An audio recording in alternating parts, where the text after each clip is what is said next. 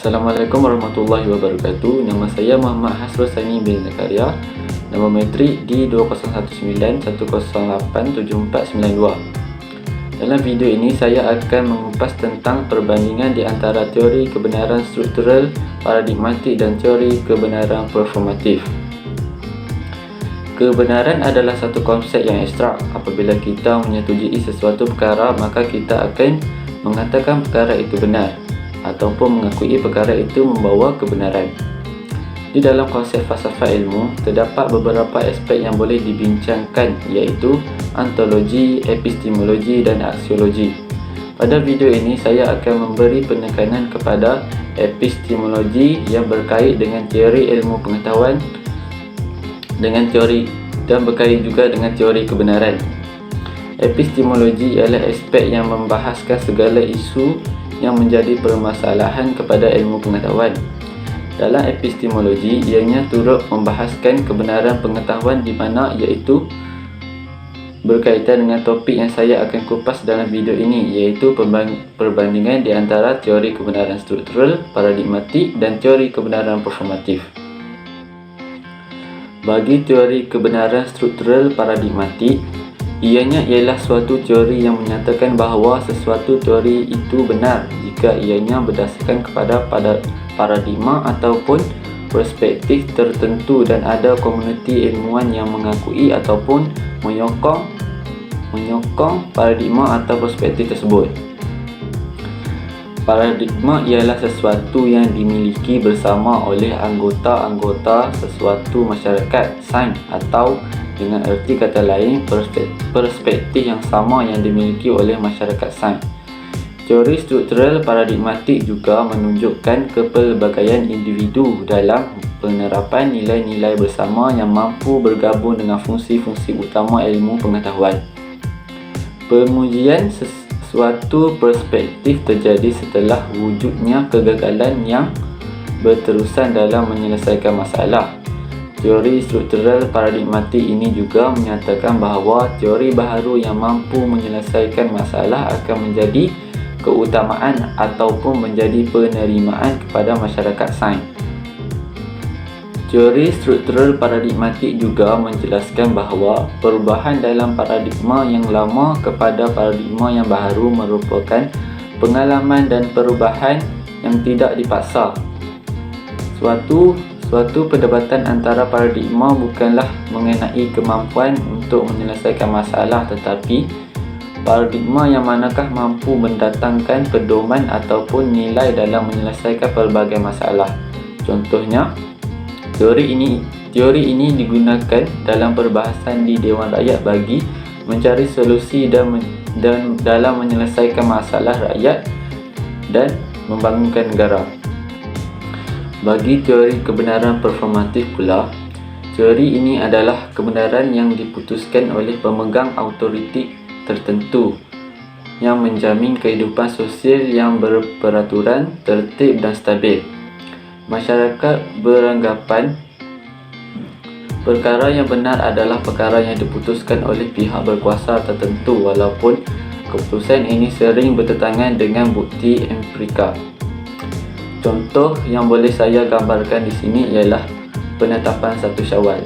Sebahagian masyarakat Malaysia mengikut fatwa atau pihak pemerintah dan sebahagian lagi mengikut fatwa ulama tertentu atau organisasi tertentu. Dalam teori ini, masyarakat beranggapan perkara yang sahih haruslah diputuskan oleh pihak pemerintah. Selain itu, contoh lain yang boleh dilihat ialah penetapan kerajaan dalam menetapkan mata pelajaran bahasa Melayu dan sejarah sebagai subjek wajib lulus dalam peperiksaan awam seperti SPM. Sebahagian masyarakat meyakini inisiatif yang diputuskan adalah baik dalam membentuk perkembangan pendidikan di Malaysia kerana ianya diputuskan oleh pihak kerajaan ataupun autoriti, walaupun keputusan tersebut tidak menunjukkan bukti-bukti yang jelas. Teori ini diasaskan oleh John Langshaw Austin dan diperkembangkan oleh Peter Strawson dan Frank Ramsey. Mereka ini berpendapat bahawa suatu kenyataan itu benar jika ianya membentuk sesuatu kejadian realiti. Dalam fasa kehidupan, manusia kadang-kadang haruslah mengikut prestasi. Pemegang kuasa rujukan boleh menjadi pemerintah, pemimpin agama, pemimpin tradisional dan sebagainya. Seterusnya, bagi perbandingan di antara teori-teori ini. Perbezaan di sini dapat dilihat dari dua aspek. Yang pertama ialah ciri kedua-dua teori ini dan yang kedua ialah kelemahan teori-teori ini. Untuk aspek ciri teori-teori ini dapat dilihat teori struktural paradigmatik, kebenaran diperolehi daripada andaian dalam pemikiran, manakala teori performatif, kebenaran diperolehi dari pemegang autoriti tertentu yang bersifat autokrasi. Seterusnya, teori struktural paradigmatik mempercayai rangkaian fenomena atau realiti berdasarkan kelompok tertentu dan diterima ramai, manakala teori performatif mempercayai sesuatu kebenaran melalui keputusan yang dibuat oleh pihak berautoriti seperti pemerintah. Akhir sekali, teori struktural paradigmatik ini menjelaskan bahawa manusia bebas mencari kebenaran, manakala performatif tidak bebas dan bersifat autokrasi walaupun bukti kajian tidaklah mengganggu masyarakat tersebut untuk mengubah pemikiran mereka. Dari sudut kelemahan pula, teori struktural paradigmatik boleh menyebabkan pemalsuan paradigma yang sekaligus menyebabkan teori yang dihasilkan ditolak kerana hasilnya yang negatif.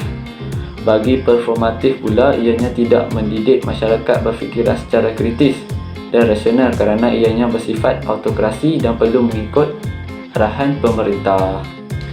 Akhir sekali ialah refleksi peribadi.